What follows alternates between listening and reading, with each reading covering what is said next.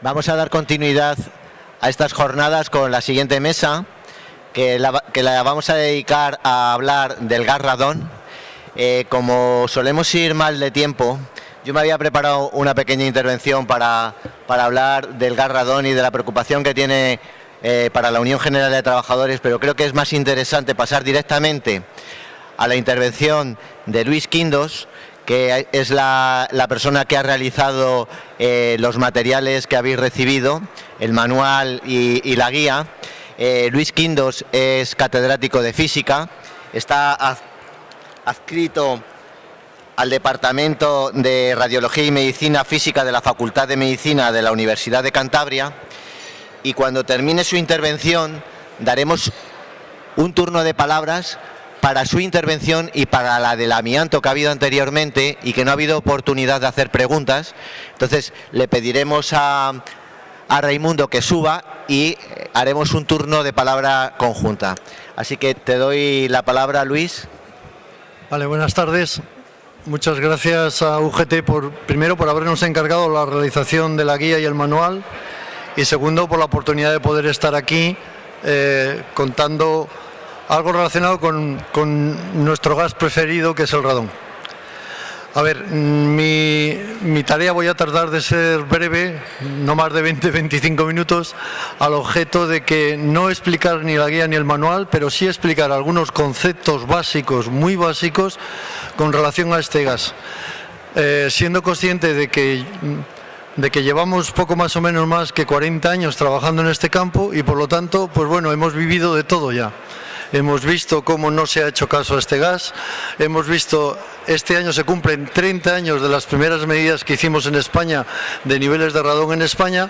Se hizo el primer mapa español bajo la sponsorización del programa de la Unión Europea, pero bueno, afortunadamente ahora parece ser que se está en alza.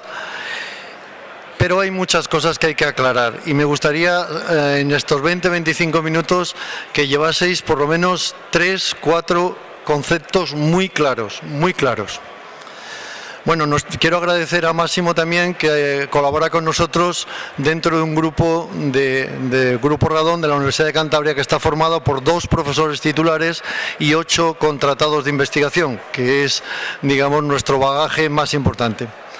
Bueno, indicar que nuestro grupo se planteó hace 5 años acreditar SENAC no era ser visionario, era simplemente saber que la labor del catedrático clásico de que certifico que lo abajo firmante es alto ya no sirve. Ahora lo que sirve es el sello de acreditación. Las empresas ya les importa muy poco lo que el catedrático de turno diga si no está bajo el signo de la acreditación. Por eso decidimos acreditarnos, que no quiere decir que midamos peor que antes o mejor, sino simplemente que ahora tenemos un sello que es el único laboratorio, desgraciadamente, que está acreditado en España para hacer estas medidas. Estamos en proyectos europeos porque desde la universidad no tratamos de vender detectores, lo que tratamos es de hacer el control de calidad de esas medidas. Es muy importante. Ahora una de las cosas que tenéis que ver, te metes en internet, te compras un detector de radón por 300 euros, te le llevas a casa, empiezas a ver que tan pronto da 300 como 800, como 1500, como 300 y automáticamente dices, esto es una locura. Esto es una locura. Evidentemente por 300 euros no se puede medir lo mismo que los equipos de 10.000, 12.000, 15.000, 30.000 euros que tenemos en nuestro laboratorio. Luego, primer mensaje, cuidado con las soluciones rápidas.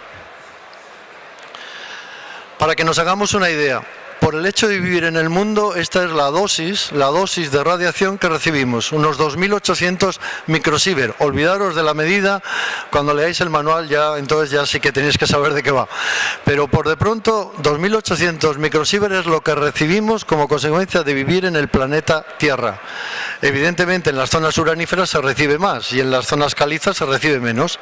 Bueno, pues para comparar, una radiografía de tórax de las que nos hacemos para ver si tenemos catarro o para ver si tenemos algún problema con el asbestos, da como consecuencia solo 50 microsievert. Luego, por lo tanto, tampoco está mal. Bueno, es mejor eso y conocer, no es mucha la dosis que recibimos. Pero si nos hacemos un escáner, recibimos 10.000.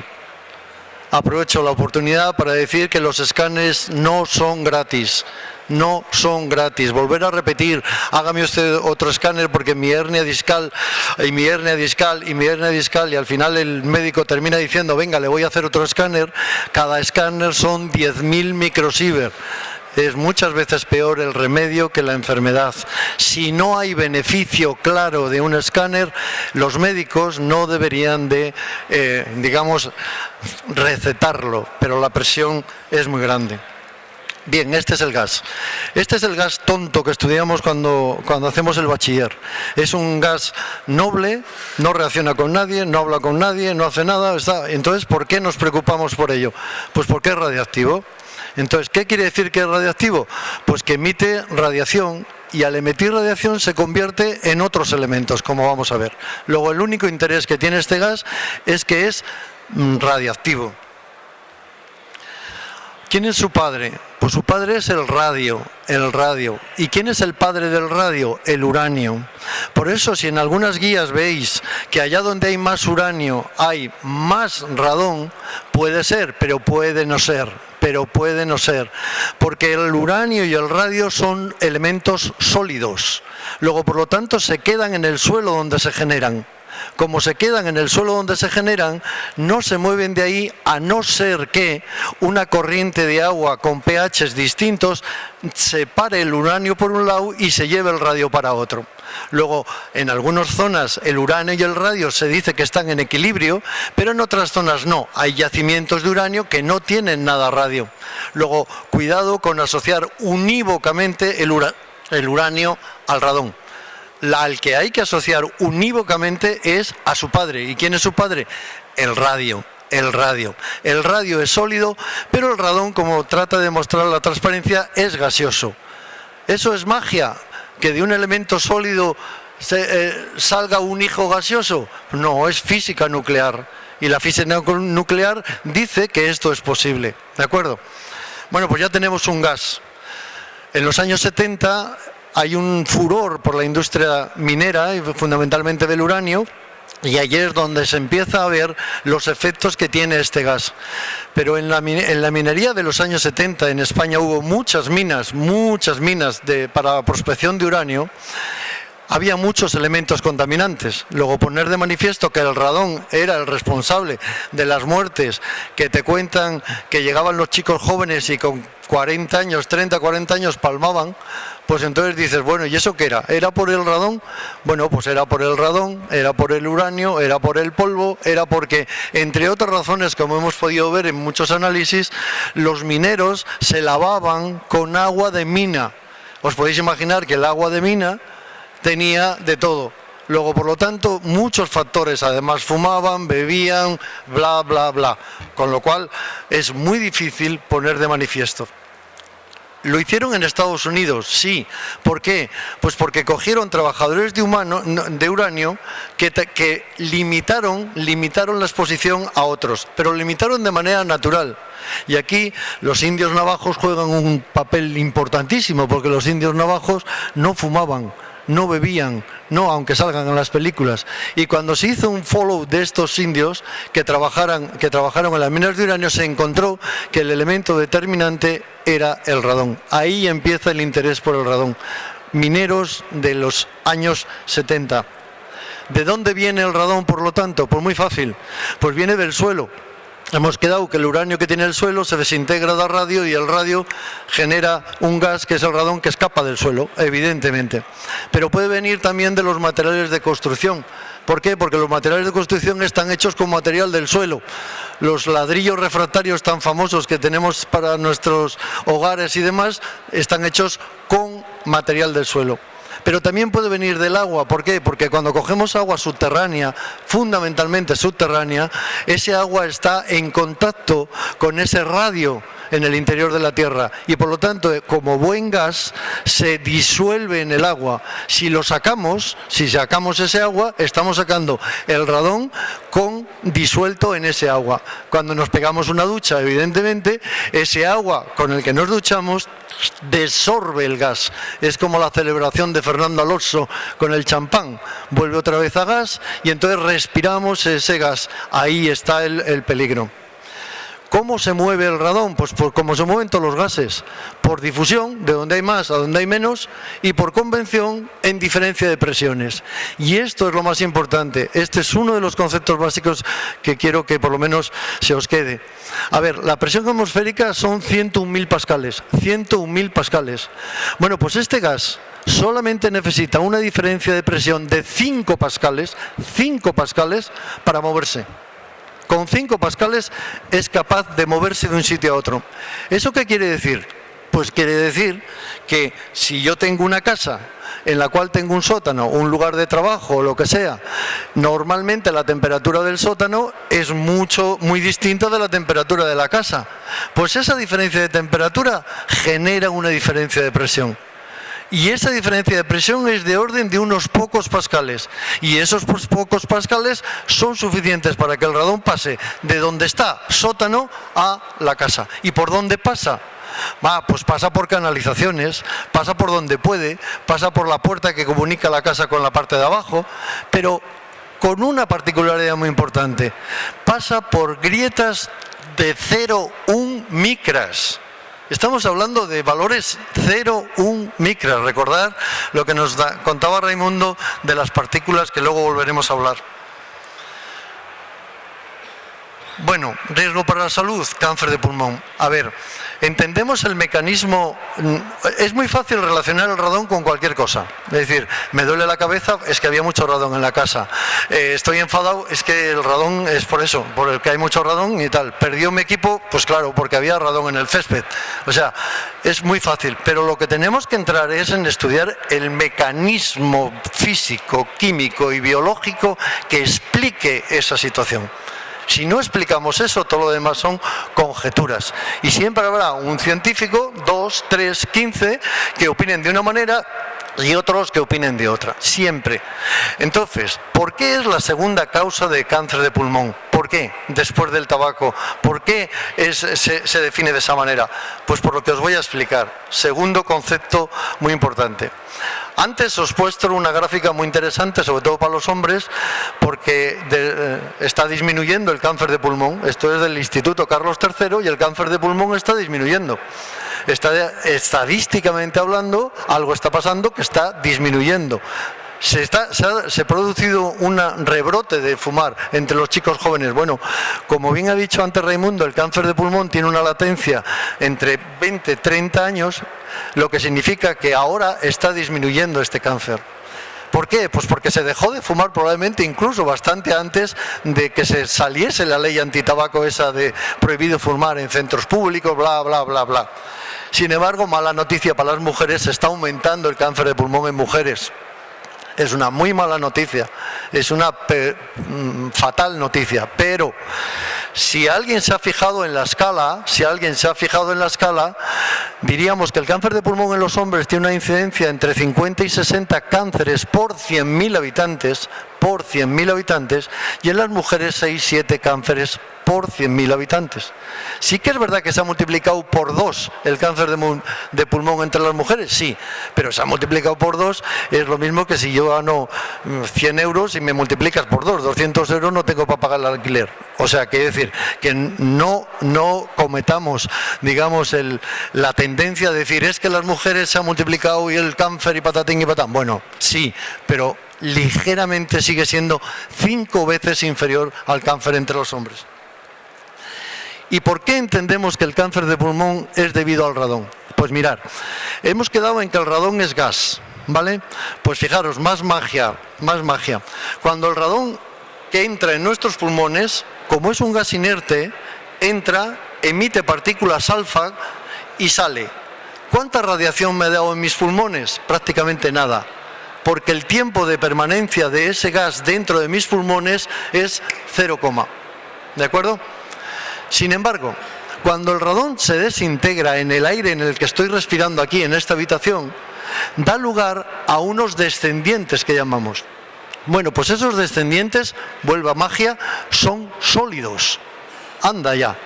Entonces resulta que teníamos un padre sólido que dio un hijo gaseoso que ahora vuelve a dar unos hijos sólidos. Bueno, pues esos hijos sólidos también emiten partículas alfa, también. Luego también emiten radiación. ¿Y qué hacen esos cuando se crean en el ambiente? Pues se vinculan a las partículas de polvo que tenemos en el ambiente. En este ambiente ahora puede haber del orden de 3.000, 4.000 partículas por centímetro cúbico, en todos los tamaños, en todos los tamaños. Bueno, ¿a quiénes se vinculan los hijos del radón? Pues los hijos del radón se vinculan a las partículas de 0,1 micras. 0,1 micras. Y entonces, cuando yo respiro, estoy metiendo esas partículas porque no existe, ojalá algún día en una laboralia se presente un filtro que retenga partículas de 0,1 micras. Porque si existe, entonces el problema quedaría prácticamente resuelto para los puestos de trabajo. ¿Por qué? Porque filtraríamos las partículas y no entrarían esas partículas que son las que verdaderamente nos hacen daño. ¿Por qué? Porque se depositan en diferentes tramos del aparato respiratorio y allí continúan emitiendo partículas alfa.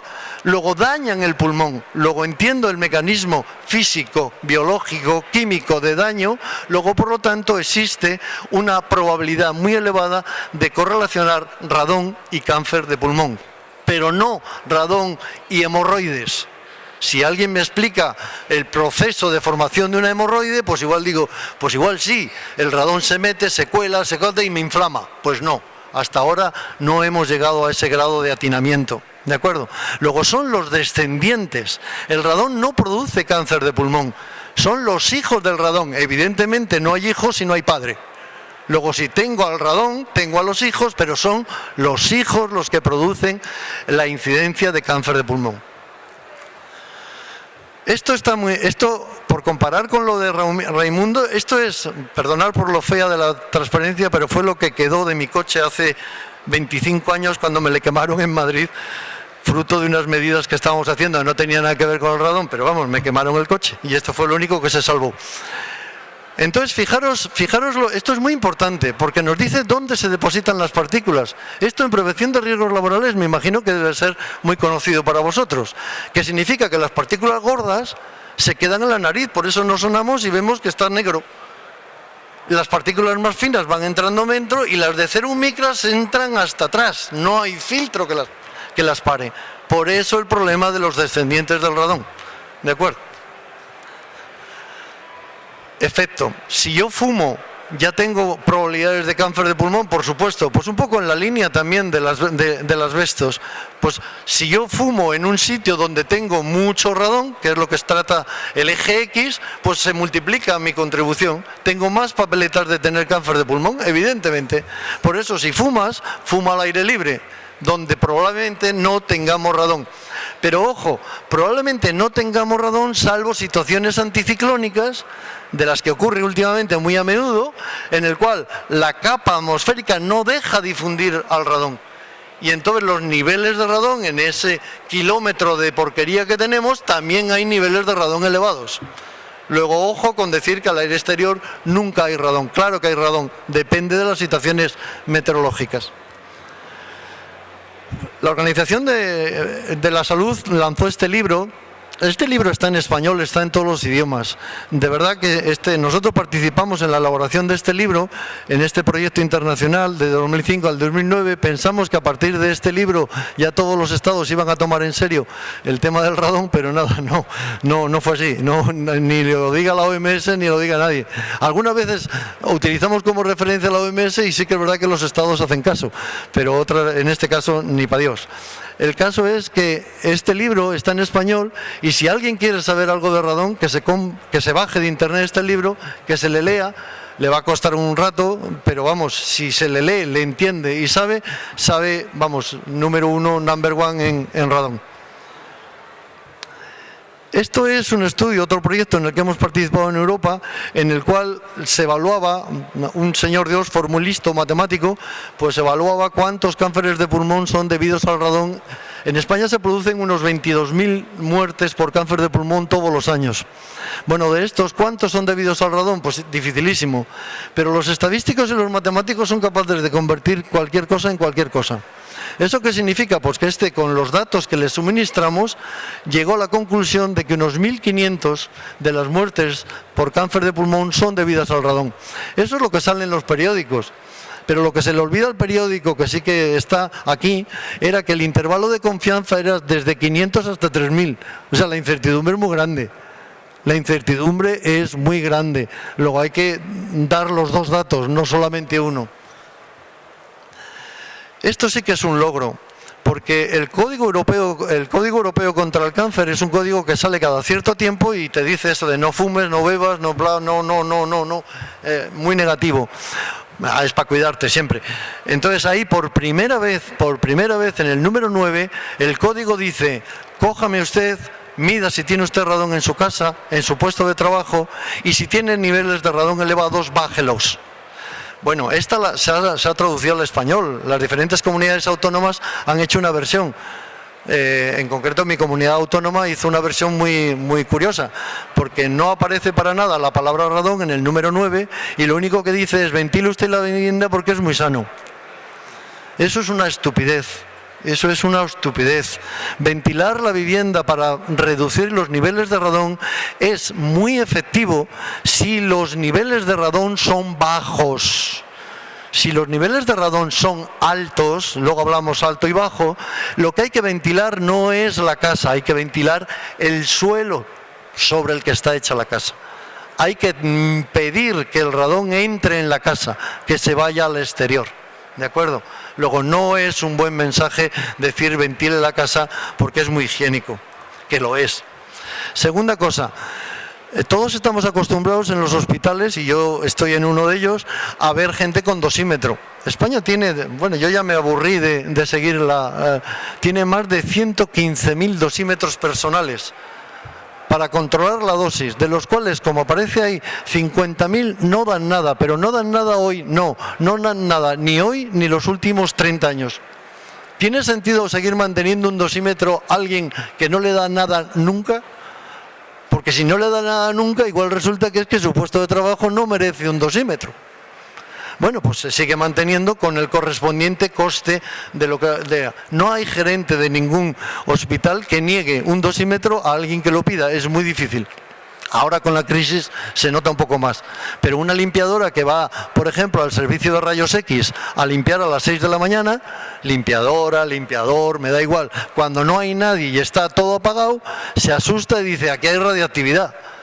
Vale, pues como hay radiactividad quiero un dosímetro, pero me perdone, eso no funciona si no se enciende y usted no sabe encenderlo. Y dice: ya, pero son equipos rayos X, eso mata. Bueno, pues eso mata, venga, tenga un dosímetro. ¿Qué ocurre? Que la señora se va con su dosímetro y cuando ve que todos los meses no la da nada, tengo caso concreto en el cual esa señora dice: esto es una porquería, esto no sirve para nada. Esto seguro que alguien se está llevando el dinero con estos dosímetros, pero a mí no me da nada. Se van a enterar y coloca el dosímetro al lado del equipo de rayos X. Evidentemente la siguiente lectura de dosímetro es muy elevada, porque lo dejó y el equipo de rayos X funcionó y el dosímetro captó esa radiación. Bueno, pues entonces dice: y usted hay que analizar por qué ha ocurrido ese accidente. Ha ocurrido ese accidente, llamas a la señora y en este caso hablo de señora porque era una señora.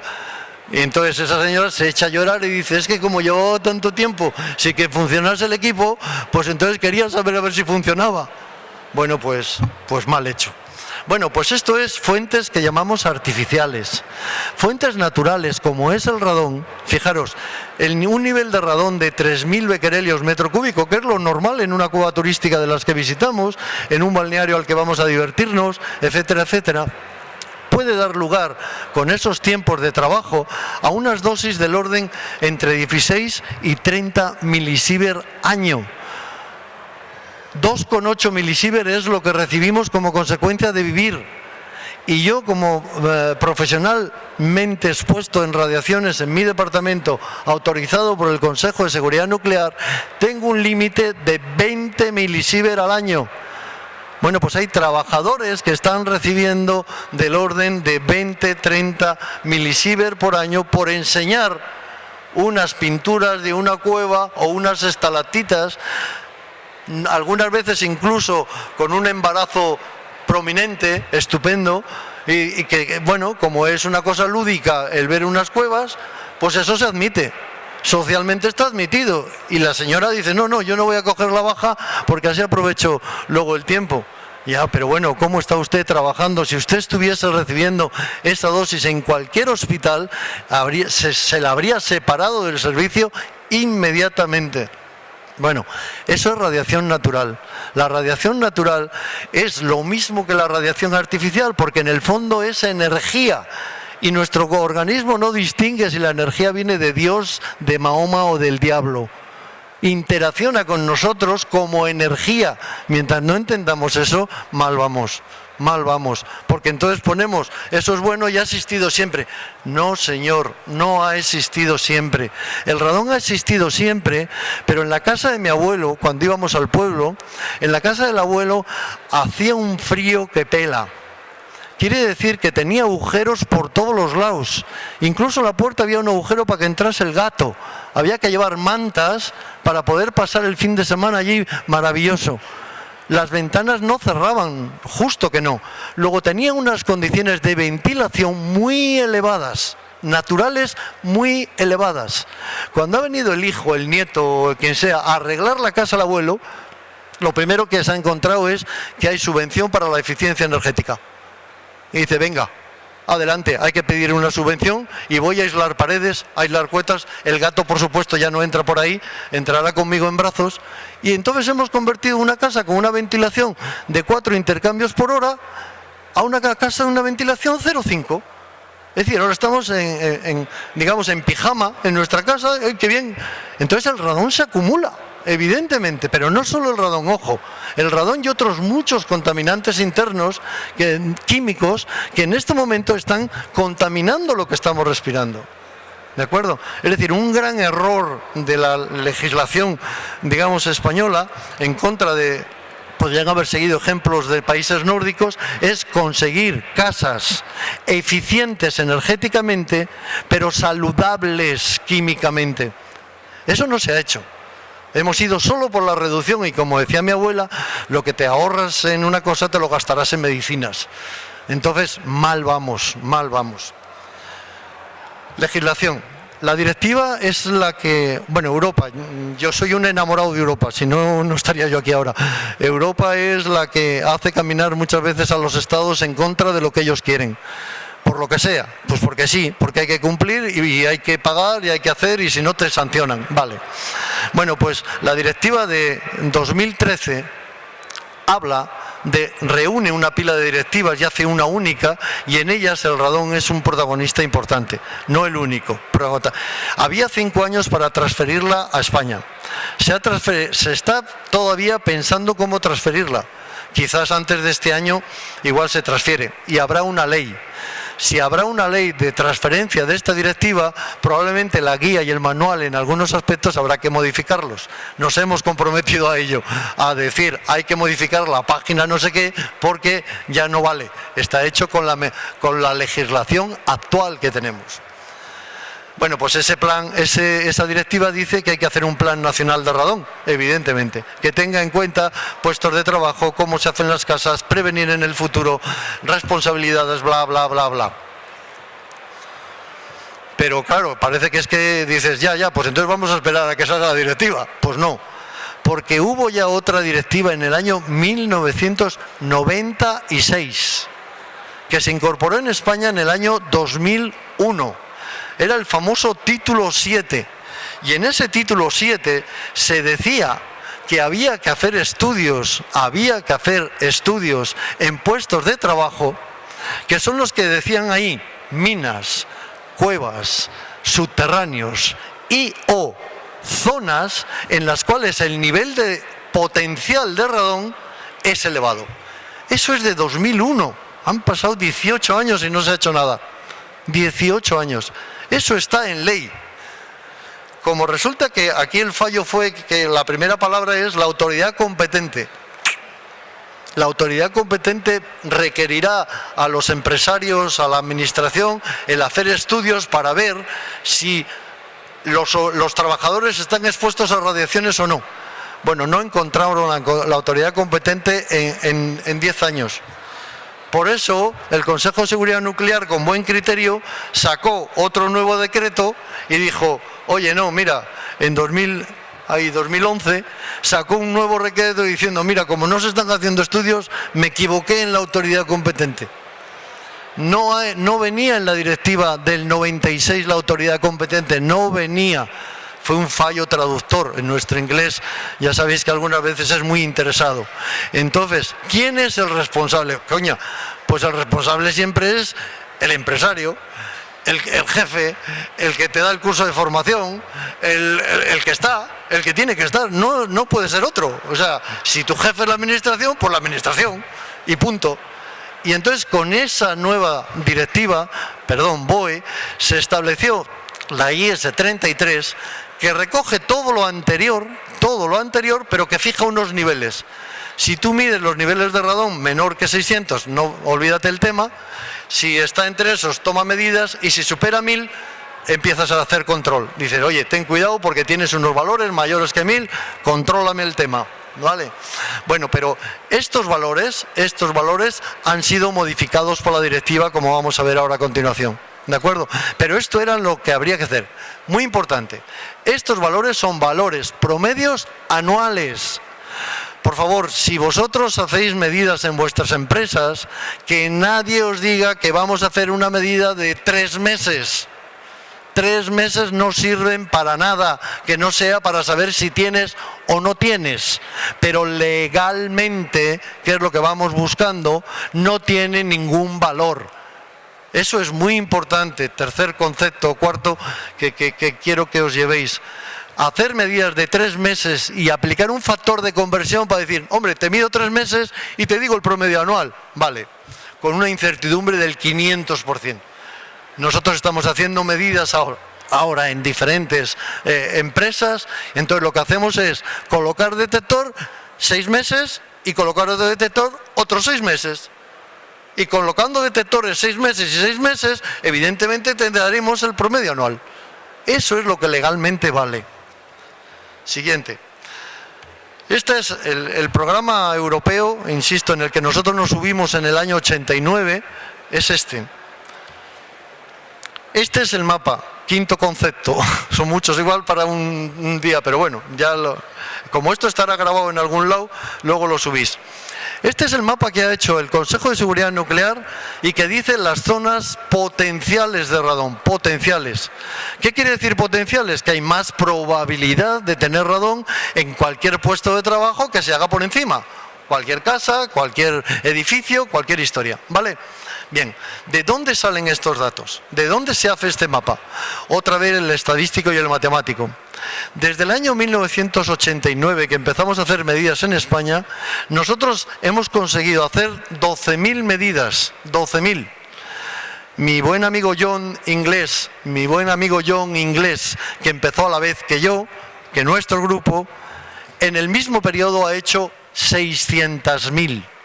600.000 medidas, lo que demuestra más o menos el interés que se tomó un gobierno y otro. Los alemanes han hecho 100.000, los franceses 80.000, etcétera, etcétera. No hay suficiente número de medidas para hacer un mapa, no hay. Entonces, ¿qué se ha hecho? Pues lo que se ha hecho ha sido estudiar, esto es lo mismo que antes, pero por municipios, estudiar lo que se llama la litoestratigrafía. Los geólogos lo conocen como el litológico, que significa aquellas rocas que teniendo contenido en radio más elevado son muy permeables. Al ser muy permeables, el radón va a escapar más fácilmente al exterior. Este es el mapa, digamos, litológico. Le vais a ver ahí mejor. Estas son medidas, muy pocas medidas. Lo que aparece en blanco es que no hay ni una medida en unas cuadrículas de 10 por 10 kilómetros. O sea que no hay nada. 12.000 medidas. Los ingleses, insisto, tienen en una cuadrícula de 10 por 10 más que nosotros en toda España. Este es el litológico. Como veis, se parece mucho al mapa potencial de radón. Este es el MARNA. El MARNA es un mapa que hicieron los americanos fundamentalmente para encontrar uranio en los años 50 y luego poder explotar las minas de uranio. Bueno, pues volaron toda España y encontraron que estas eran las zonas calientes. Eran en las que más uranio había. Probablemente hay más probabilidad de que haya radio, luego probablemente hay más probabilidad de que haya radón. Vale, de acuerdo. Pues con todo eso se ha hecho ese mapa potencial. En ese mapa potencial es donde habrá que medir en puestos de trabajo subterráneos o no subterráneos también, según decía.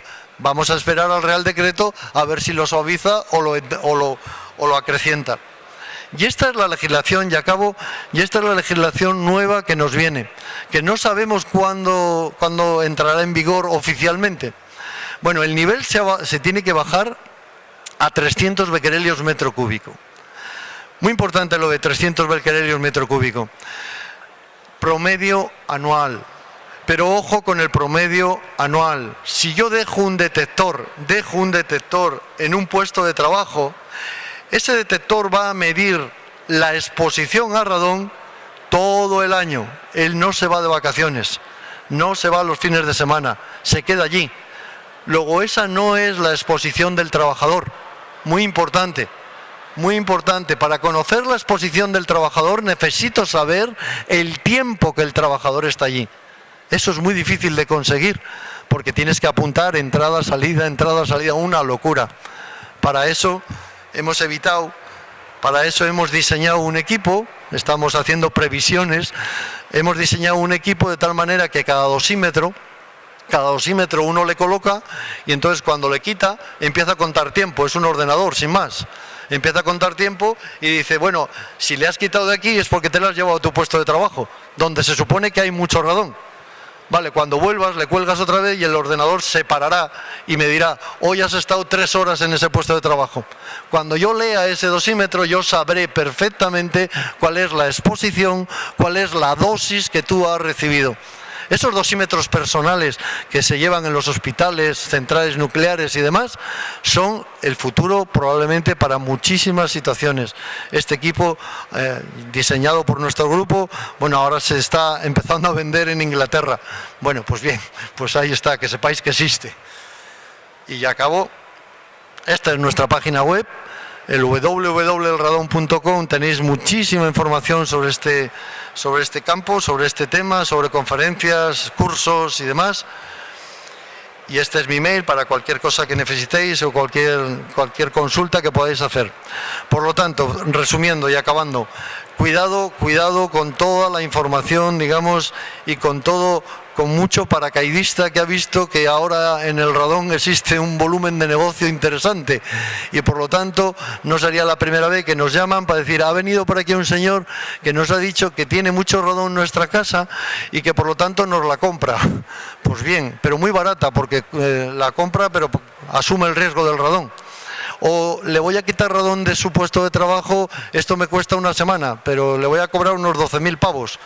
O sea que cuidado porque ahora en este momento estamos en una situación terriblemente complicada desde el punto de vista de que es el típico elemento que ahora se pone de moda, sale en todos los sitios y hay mucho paracaidista que quiere, digamos, aprovechar la coyuntura.